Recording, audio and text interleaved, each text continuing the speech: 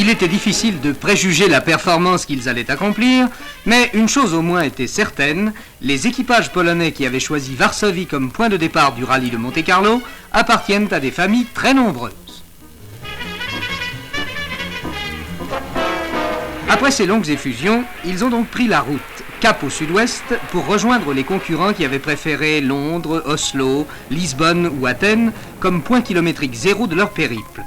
En fait, le décor n'aura pas tellement changé, puisqu'aux neiges de Pologne auront succédé les pentes savonneuses de l'itinéraire de montagne, où beaucoup d'espoirs se sont envolés.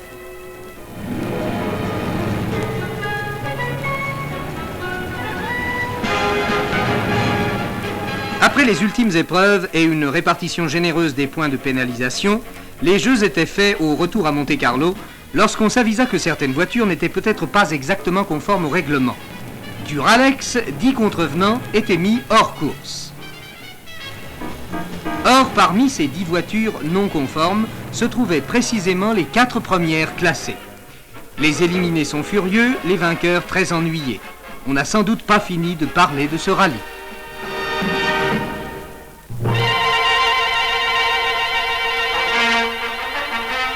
En nommant un secrétaire au logement et à l'urbanisme, le président Johnson a bouleversé les usages.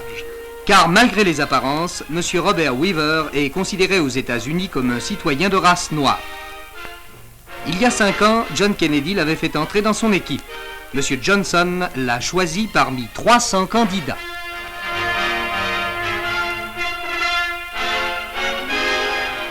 À New Delhi, le Parlement indien, lui aussi, a innové en désignant une femme, Mme Indira Gandhi, comme chef du gouvernement. Collaboratrice de son père, le Pandit Nehru, pendant 25 ans, ministre de l'Information dans le cabinet de M. Shastri, elle a pu donner la mesure de son intelligence et de sa fermeté. Dans une période difficile, elle prend en main le destin de 450 millions d'Indiens.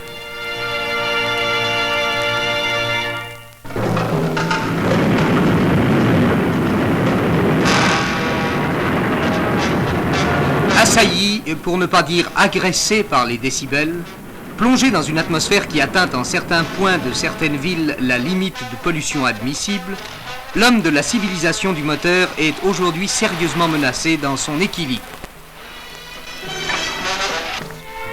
Peut-il croire à un avenir meilleur? Ce n'est pas impossible. Écoutons l'ingénieur Grégoire. Le moteur à explosion a atteint un tel stade de perfection qu'il est très difficile à déboulonner. Mais par contre, on peut imaginer, surtout dans les villes, des voitures électriques qui ne fonctionneraient pas avec des accumulateurs, mais avec des piles à combustible. La pile à combustible est celle qui équipait la capsule Gemini et qui fournit de l'électricité par une combinaison chimique dans une pile entre un combustible qui peut être soit l'hydrogène, soit un carbure d'hydrogène, et un comburant qui, en général, est l'oxygène. On travaille beaucoup la question dans le monde. La France travaille également la question, et différentes organisations ont imaginé des piles à combustible de laboratoire qui fonctionnent actuellement.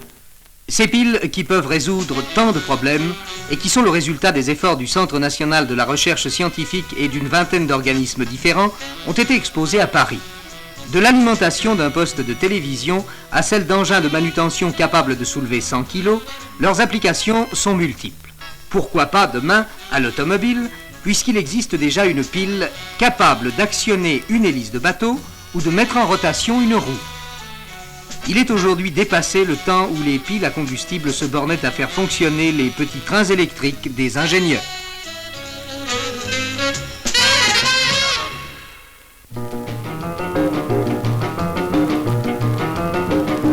On sait ce que sont les problèmes de la circulation dans toutes les grandes villes du monde. Il est souvent encore plus difficile de trouver à se garer que de circuler. Et quand on trouve, ce n'est pas toujours en conformité avec les règlements en vigueur. Il serait intéressant d'être magicien.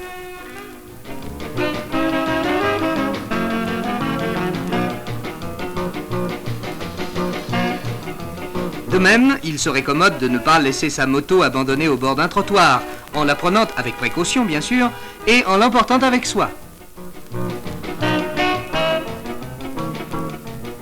Mais à quoi bon rêver? contentons-nous d'apprécier pour eux-mêmes les merveilleux modèles miniatures extrêmement fidèles que construit dans son atelier madrilène Manuel Olivet.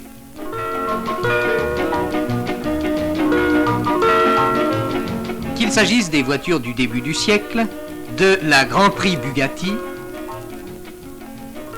ou des voitures d'aujourd'hui, la réplique est en tout point conforme à l'original. À l'échelle près, c'est à s'y tromper. L'esprit inventif de nos contemporains ne connaît plus de limites. Ce petit char d'assaut téléguidé et doté d'un émetteur et d'un micro n'est pas destiné à la guerre psychologique. Son auteur, un Suisse, avait d'autres desseins. À la chasse, il arrive souvent que le chien, descendu au fond d'un terrier pour y traquer le lapin, n'en puisse plus ressortir. Comment faire pour le tirer de là et surtout situer exactement sa position? Le char est alors lancé sur ses traces jusqu'au contact avec le prisonnier.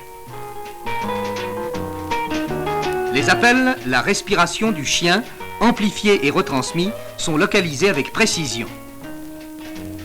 Quelques coups de pioche suffiront pour dégager l'imprudent.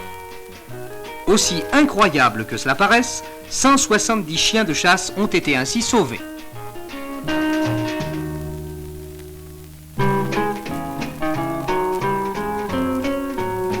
En présentant sa collection dans les studios de Jacques Tati, Jacques Esterel avoue implicitement une certaine affinité avec l'auteur de Monsieur Hulot, car le moins qu'on puisse dire de ses créations, c'est qu'elles ne passeront pas inaperçues l'été prochain. Ainsi, le soutien-gorge à rideau coulissant pour le bronzage intégral. Quant aux accessoires, étonner, surprendre, c'est le dessin du couturier qui envoie ses mannequins à l'abordage du conformisme en leur citant Robespierre. Votre mission essentielle est d'abord de faire tout le contraire de ce qui a été fait avant vous.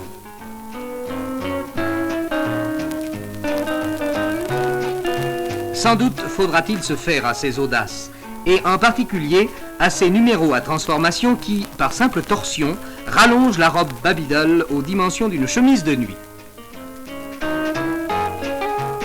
Il est vrai que la collection a pour thème les mobiles.